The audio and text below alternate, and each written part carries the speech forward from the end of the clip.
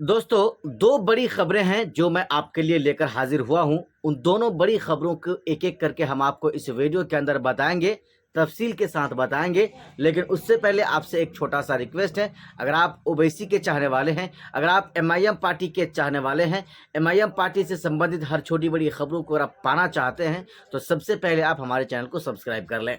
दोस्तों, पहली खबर में मैं आपको बताऊँगा आज हैदराबाद के दारुस्सलाम में एमआईएम पार्टी के 67वां स्थापना दिवस धूमधाम के साथ मनाया गया और उसमें असदुद्दीन ओवैसी ने किन-किन बातों पर अपनी बातों को रखा, किन-किन बातों पर नरेंद्र मोदी को घेरा। दोस्तों, उसके बारे में हम पूरी जानकारी आपको इस वीडियो के अंदर देने वाले हैं।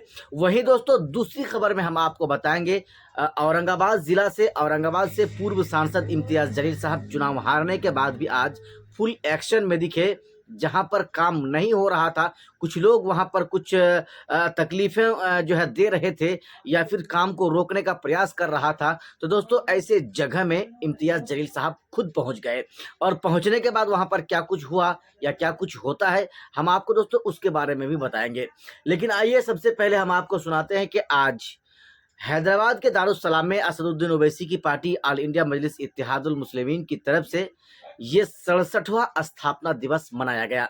यानी एमआईएम पार्टी की इजाद होने का 67 साल हो गया है और पिछले 67 सालों से अगर आप देखेंगे तो हैदराबाद में ओवैसी ब्रदर्स का या ओवैसी जो खानदान है, सालार मिल्लत हों या ओवैसी के पिता हों या फिर ओवैसी साहब हों या छोटे ओवैसी अकबरुद्दीन ओवैसी, इन तमामों का दबदबा रहा है, इन तमामों की तूती बोलती रही है। दोस्तों, आप जानते हैं असदुद्दीन ओवैसी साहब ने आज अपनी बातों में नरेंद्र मोदी को जमकर घेरा है। क्या कुछ कहा है हम आपको सुनाएंगे।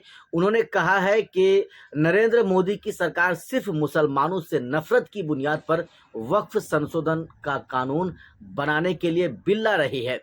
वक्फ बिल को लेकर बैरिस्टर असदुद्दीन ओवैसी साहब ने नरेंद्र मोदी को घेरा है। यकीनी तौर पर दोस्तों, अगर वक्फ संशोधन बिल लागू हो जाता है तो फिर इसमें सिर्फ और सिर्फ मुसलमानों को ही नुकसान हो सकता है या होगा। मुसलमानों की जो वक्फ की प्रॉपर्टियां हैं, वक्फ की जो जायदाद हैं, वो फिर मुसलमानों से छीन लिया जाएगा और जो वक्त की हुकूमत है वो अपने हाथ में इन सारी जो है प्रॉपर्टीज़ को वो कर लेंगी।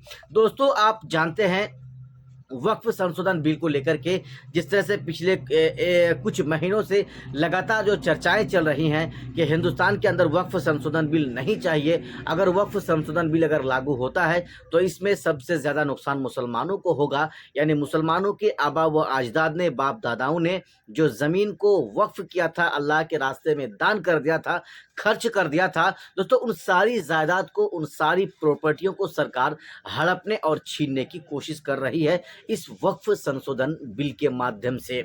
जी हाँ, असदुद्दीन ओवैसी साहब ने आज जमकर नरेंद्र मोदी को घेरा है। उन्होंने कहा है कि नरेंद्र मोदी को वो काम करना चाहिए जो उन्होंने खुद वादे करके रखा है, लेकिन वो अपने ही किया हुआ वादे को पूरा नहीं कर रहा है और खोज खोज कर कहाँ पर मुसलमानों को नुकसान होगा या मुसलमानों को नुकसान हो सकता है, दोस्तों उन चीज़ों को नरेंद्र मोदी लाने की कोशिश कर रहा है, ऐसे बिल को पास करने की कोशिश कर रहा है।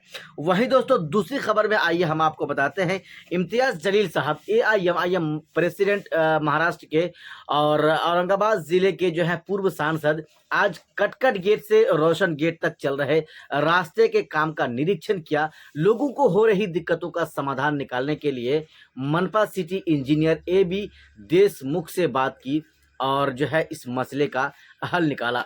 दोस्तों, आप जानते हैं 2024 में एक नहीं लगातार 2 और बहुत बड़े बड़े चुनाव इम्तियाज जलील साहब हारे हैं। पहले इम्तियाज जलील साहब लोकसभा का चुनाव हारे, फिर विधानसभा का चुनाव बाद में 6 महीने के बाद हारे, लेकिन चुनाव हारने के बाद भी वो चुनावी मैदान से बाहर नहीं गए हैं।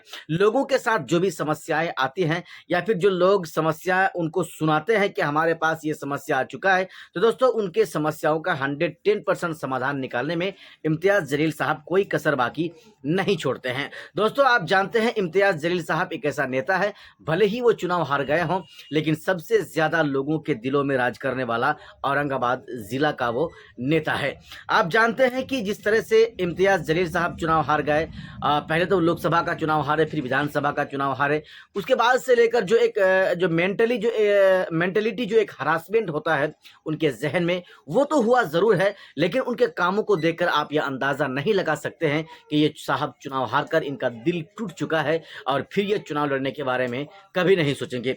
बाकी दोस्तों, आपने हमारे इस वीडियो को देखा, हमने आपको दोनों खबरों को बताया कि आज हैदराबाद के दारुस्सलाम में 67वां ऑल इंडिया मजलिस इत्तेहादुल मुस्लिमीन पार्टी के स्थापना दिवस धूमधाम से मनाया गया। उसमें असदुद्दीन ओवैसी साहब ने अपनी बातों को रखते हुए कई सवाल नरेंद्र मोदी पर रख दिए और नरेंद्र मोदी पर जमकर निशाना साधा है।